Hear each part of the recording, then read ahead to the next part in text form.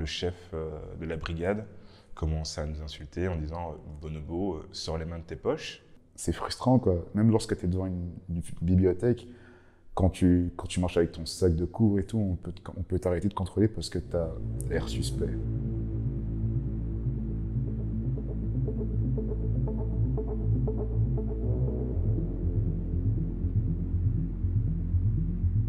C'était pendant la période du blocus. J'étudiais à la Bibliothèque Royale près de Mont-des-Arts. J'étais avec une amie et on décide de prendre une pause. On discutait tranquillement et tout d'un coup, je vois au loin qu'il y a un policier qui s'approche. Je pensais que c'était pas pour nous parce que on faisait rien de spécial, on était là et on discutait. Du coup, ils étaient 5 et ils venaient tous vers moi, enfin vers nous, du coup, enfin, je pensais, en nous encerclant, quoi.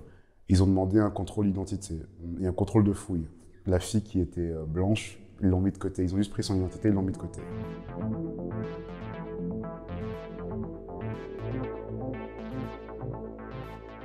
La police a décidé alors de cibler tous les jeunes qui avaient des origines maghrébines ou noires africaines. Une fois, c'était la fois de trop. Je revenais de ma séance d'entraînement avec mon groupe de danse. Il y a une patrouille qui demande nos papiers. On le fait tranquillement, on avait l'habitude, on se pose. Et le truc qui était un peu gênant, c'est que juste à côté de nous, il y avait des jeunes de type caucasien qui étaient juste à côté en train de fumer de l'herbe pas très catholique.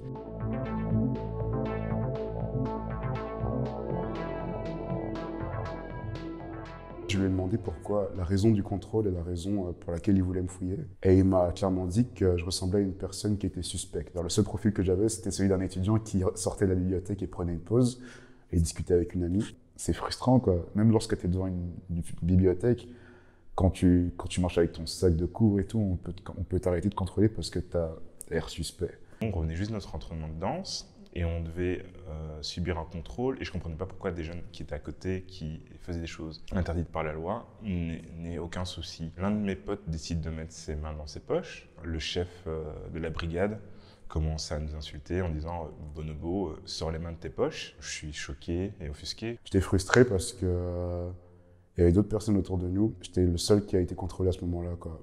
Et alors que j'étais devant une bibliothèque et que je faisais rien de spécial à part discuter. Et je lui ai expliqué, écoutez, là, ça dépasse les limites, on fait un délit de faciès. Puis il me demande, est-ce que tu sais ce que c'est un délit de faciès? Je prends le temps de lui expliquer, puis il me dit, ah, t'es un petit rigolo, on va t'emmener au poste pour voir ce qu'il en est. Et j'ai terminé la nuit au poste uniquement pour un contrôle d'identité.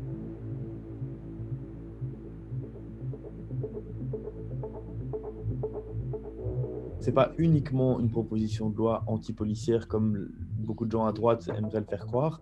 C'est une proposition de loi qui a aussi comme avantage de réconcilier des jeunes qui sont en rupture de confiance avec la police, et ça se comprend, et des policiers qui doivent du coup voilà, pouvoir objectiver leur pratique.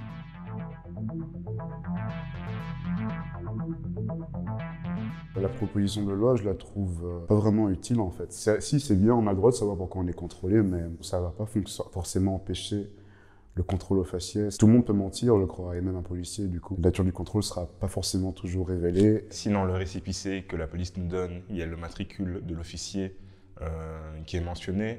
Moi, je pense que ça peut aider dans le sens où on peut faire des statistiques à partir de là. Ce comportement de discrimination envers les minorités venant de la police, je pense qu'il y a un problème encore beaucoup plus profond que juste un manque de loi. Dans un pays où il y avait encore des os humains par rapport à des Congolais dans les années 50, c'est compliqué de changer l'image de l'étranger dans le subconscient de ces gens-là. La Belgique est en retard sur l'antiracisme en général. Ça fait 20 ans que la Belgique est censée faire un plan interfédéral de lutte contre le racisme. Donc moi je dis toujours, le racisme à la police n'est pas fort, à mon avis, beaucoup plus important que le racisme ailleurs dans la société belge. Le problème, c'est quand il est dans une autorité publique, une autorité policière qui a une certaine légitimité dans la force.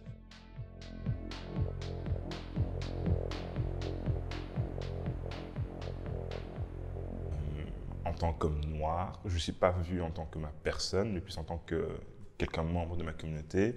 Et tant qu'on continuera à avoir ces stigmates ou ces stéréotypes qu'on a envers ma communauté, ben, je serai toujours victime de ça.